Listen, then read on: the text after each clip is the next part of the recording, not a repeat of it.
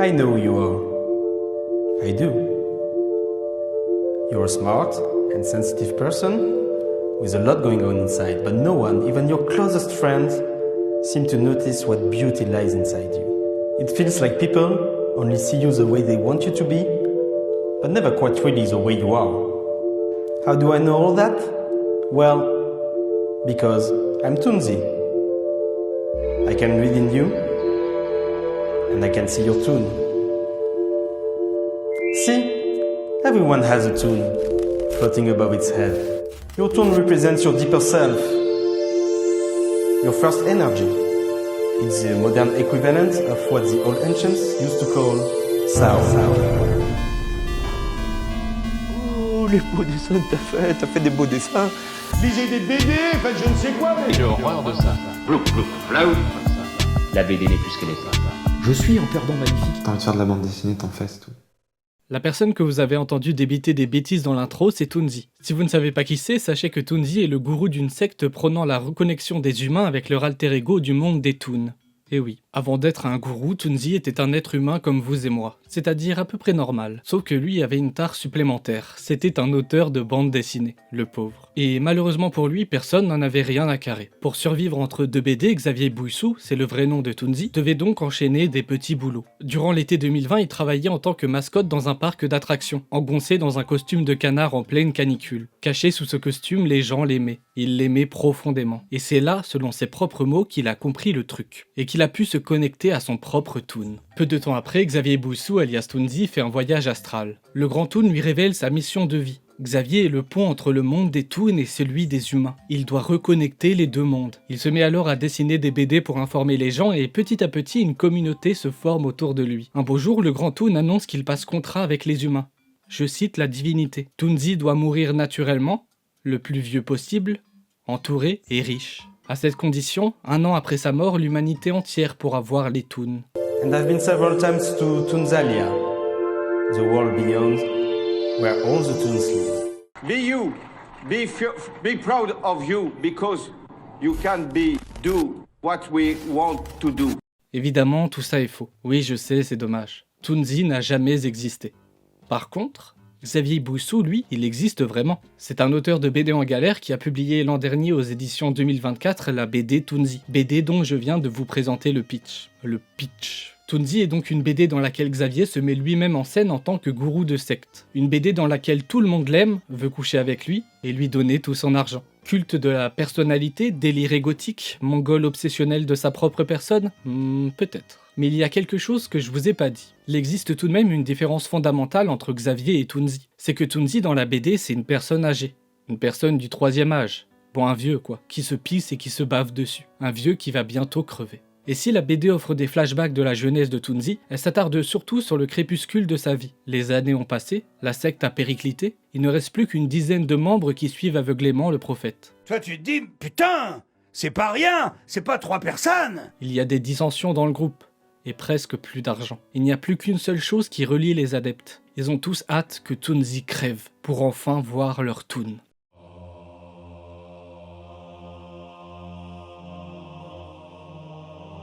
Trois cases. Une horloge qui bat la mesure du temps. Tunzi est seul dans une grande pièce au bord de la case, comme s'il n'était pas le sujet principal, comme s'il faisait partie du décor. Il est en fauteuil roulant.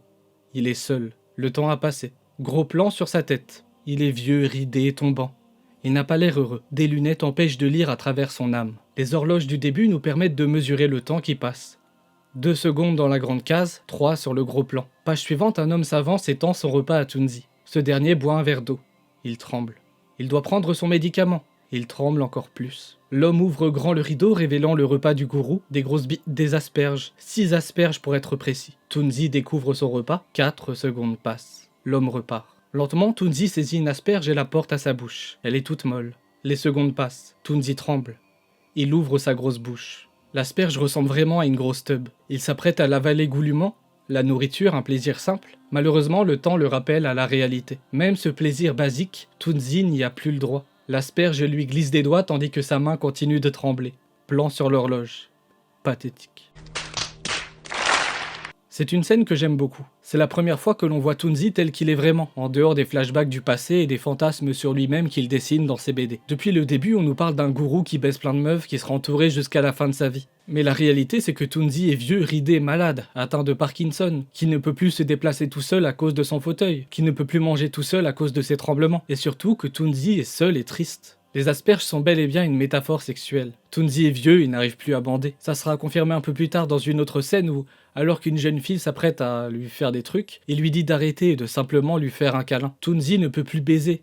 Il manque d'amour, et il ne peut combler ce manque ni par le sexe, ni par une affection véritable, puisque les gens ne sont pas là pour lui, mais pour eux. Ils veulent voir leur Toon. Et Toonzi n'est que le moyen d'y accéder. Toonzi n'est pas une fin par lui-même, il est un moyen. Il est un pont. Et les ponts, on marche dessus, on leur fait pas des bisous. C'est logique. Il y a tout dans cette scène, notamment ce rapport avilissant au corps. Toonzi a l'air sale, la nourriture a l'air sale. Ce gros plan sur sa bouche qui essaie d'aspirer l'asperge me dégoûte. Toonzi n'est plus que ça. Il n'est plus que ce corps malade, une pure matière en train de se décomposer, alors qu'il est censé être une pure spiritualité, un être de lumière guidant les hommes vers une destinée meilleure. C'est pour ça que cette scène me fascine. Elle arrive à transmettre parfaitement ce contraste entre ce que l'on s'attend à voir d'un gourou parlant de personnages de dessin animé, un truc enfantin, et la réalité avec ses corps à moitié crevés essayant d'avaler des asperges impuissantes.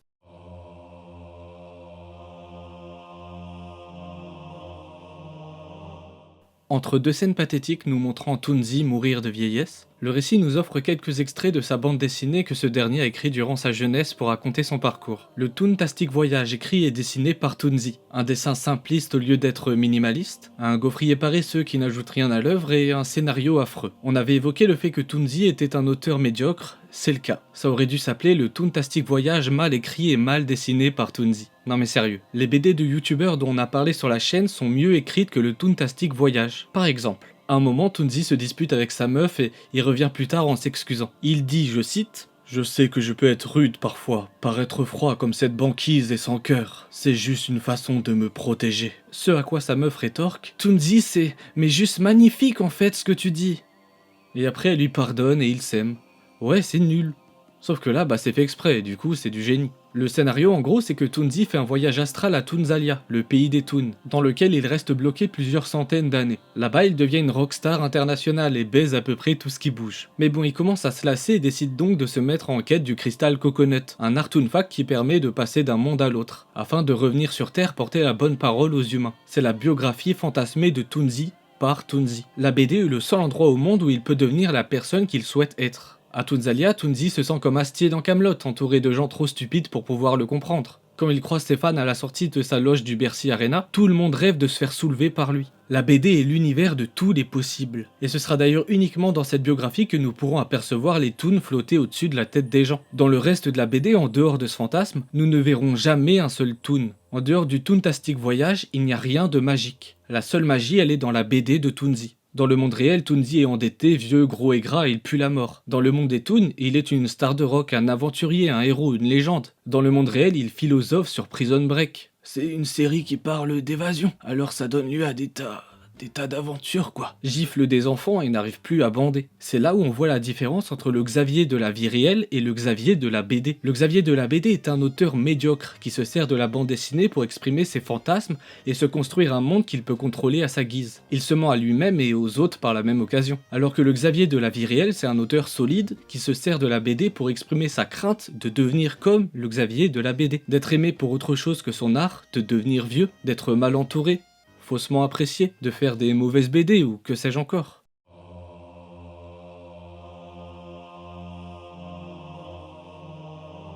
Bon, on a dit que Toonzi était vieux.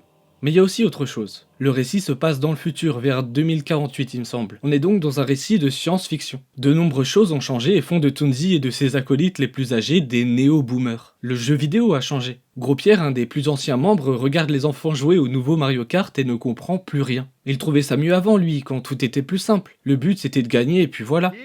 Mais les gosses de la secte lui répondent que la compétition est une motivation essentielle pour les gens de ta génération, qui ont souvent quelque chose à prouver. Mais pour les jeunes d'aujourd'hui, la beauté et le feeling sont des raisons suffisantes pour jouer. C'est une autre société, le jeu vidéo est devenu une poésie interactive. C'est devenu un art à part entière, dans le sens des beaux-arts. Et ça, Gros Pierre est incapable de le concevoir. Pour lui, un jeu est un jeu, c'est tout, ça doit divertir, amuser, être simple. Mais le monde a changé. Les jeux vidéo ont changé, et Gros Pierre est resté le même. A l'inverse, quand Toonzy parle à tout le monde de la série Prison Break et d'à quel point c'était bien et que ça parlait des vraies choses de la vie, bah les plus jeunes ils en ont rien à carrer, parce que eux ils voient la série avec des yeux dénués de nostalgie, et ils se rendent bien compte que c'est grave de la merde, ou en tout cas que ça a tout d'un divertissement et rien d'une œuvre d'art. C'est le choc des générations. La série Prison Break me permet de retrouver un espace mental de sécurité et de confiance, nous dit Toonzy. Et il aimerait en faire une loi universelle, inviter les gens à regarder cette série pour ressentir la même chose que lui. Mais en réalité, il est juste devenu vieux. Dernier exemple, la petite jeune du groupe veut se faire couper les oreilles comme tous ses potes parce que c'est à la mode. Les plus vieux essayent de lui expliquer que ça repousse pas, tu risques de regretter. Fais pas comme tout le monde. Ça vous rappelle peut-être quelque chose, les piercings, les tatouages, tout ça. Ils ont raison au fond, c'est con de se faire couper les oreilles, mais bon, pas plus con que de se meurtrir la peau en la grattant avec une aiguille au fond. Dans les deux cas, ce qui compte, c'est le message. C'est le pourquoi c'est important pour un individu de blesser son corps, d'y laisser une trace. L'ancienne génération ne comprend pas l'attrait des jeunes pour les tatouages. Ils pensent que c'est une mode dangereuse. Et ben nous, on se retrouve dans la même situation. On trouve ça stupide de se couper les oreilles parce que on comprend pas ce qu'il y a derrière cet acte. Alors on aurait répondu la même chose à la jeune fille. Ça repousse pas, tu vas regretter, c'est qu'une mode. Et au fond, les boomers finalement, bah c'est un peu nous. Chaque année, on devient de plus en plus vieux et on perd contact avec une partie du monde. La jeune fille pleure puis dit les mots de trop, les mots qui blessent. Tout ça parce que je vis dans une foutue secte. Plan large, silence, quelque chose se brise. Puis, enchaînement, 1, 2, 3, rideau.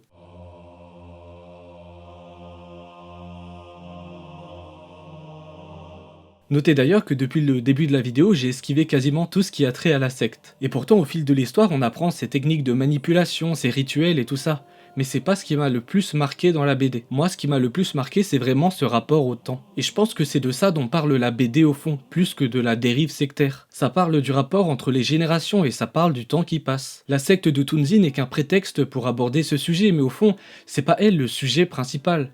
Hier, Xavier n'était personne, il était invisible aux yeux du monde. Aujourd'hui, il est adulé par des millions de personnes venues écouter sa parole.